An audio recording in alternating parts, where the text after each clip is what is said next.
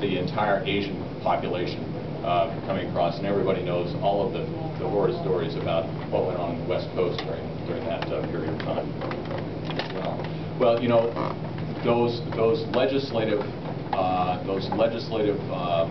endeavors have continued to go on every 10, 20 years or so, and right up until the recent past. Now, however, we seem to be talking in different terms. You know, we're talking about building fences, and we're talking about restricting voting rights, or we're talking about restricting access to driver's licenses. There's a different language that has taken over the past 10, 15 years, I would say, maybe even 20 years or so, that is very troubling to me as somebody who's concerned with just making sure that everybody feels as though they're living in a society where they have the opportunity to be treated equally in exchange for the same kind of behaviors and rewards. Well, I know this exists on the state level, but the legislative initiatives at the federal level also reflect, I think, what's going on in the state. I just pulled out one piece of paper from, you know, we monitor fairly closely the bills that are moving or they get filed in Congress.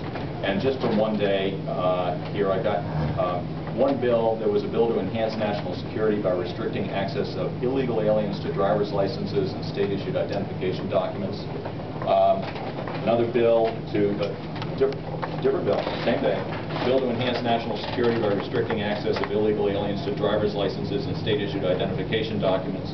Another bill, which was part of the Farm Bill extension, that would add a new section on the prohibition on issuance of identification documents to an alien who is unlawfully present in the U.S. And a fourth one, same day, to withhold 10% of federal funding apportioned for highway construction and maintenance from states that issue driver's licenses to individuals without verifying the legal status of those individuals.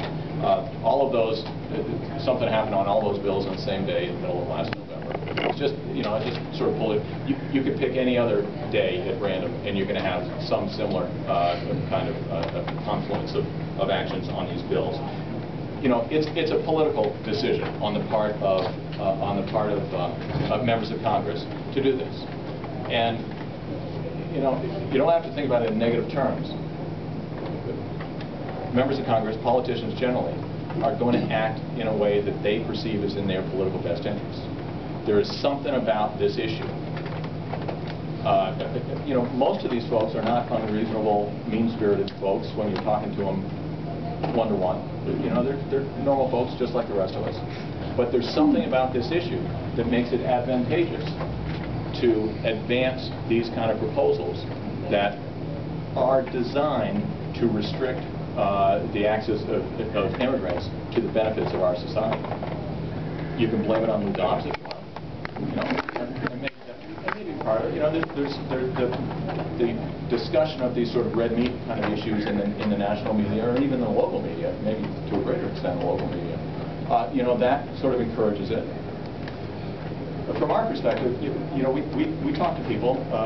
We do polling like all the other big organizations, and we find that people are not all that out of step with the ACLU position on this issue. But it depends on how you talk about it.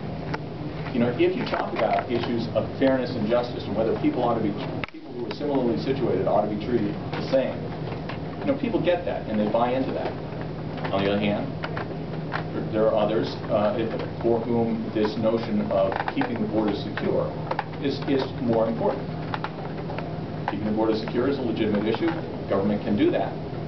And it's okay for people to believe that that's an important issue.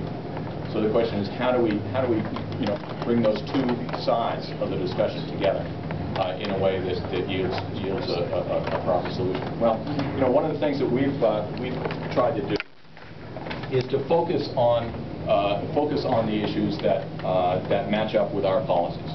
And so we focus on these discrimination issues, fair treatment kind of issues.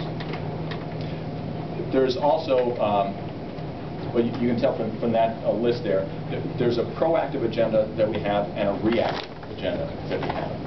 Unfortunately, the proactive agenda, it's hard politically for us to advance that, and I'll talk about that in a little bit. where we find ourselves spending most of our time and resources on this particular issue is being reactive to bills like that. The most important one right now is the so-called SAVE Act. And SAVE Act is, everything has to have an acronym, right? And this one, the letters don't even match up. USA Patriot Act, of course, that was the champion of all time, and the letters all matched up. This one is the Save America Through, skip the T, Save America Through Verification and Enforcement Act of 2007, the SAVE Act. And so what this bill does, it's an employment verification thing. It says if you don't have your right to work verified by your employer, you can't take the job. And so the plan here basically is to turn over to the Social Security Administration the job of issuing these employment verification documents. And so when the restaurant here wants to hire a new cook or wait staff, they punch in the numbers to the Social Security office. That stuff comes back after some period of time. It either says, yep, person's okay to work, or not. Right now, what people have to do is they have to fill out that form, the I-9, and you have to show your driver's license or some other document and then you sign where you swear that you meet the criteria and that you're allowed to work. So we've got that in place. This new system, you have to get this verification through the Social Security system.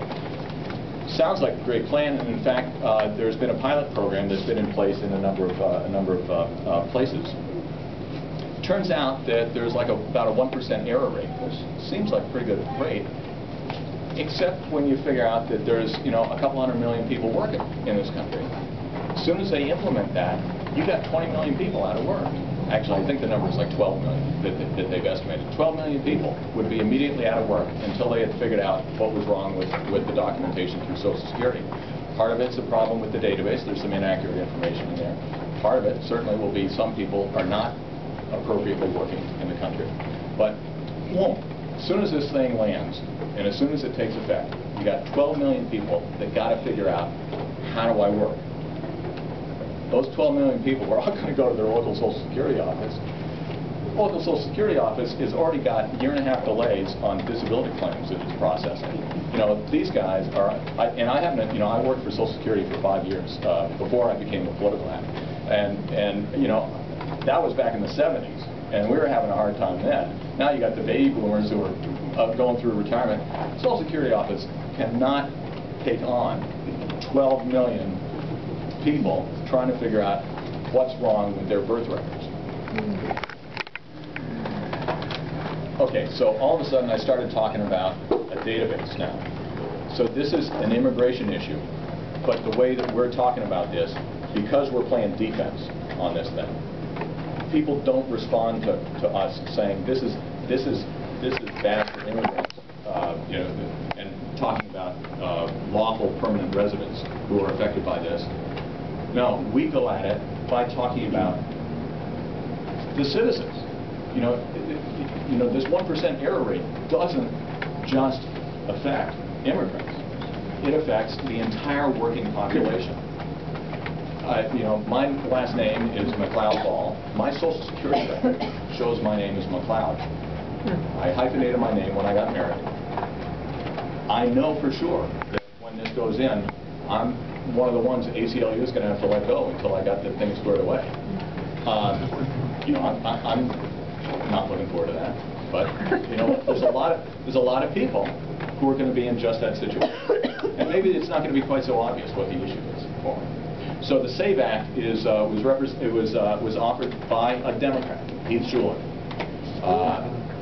and it has not gotten a vote so far.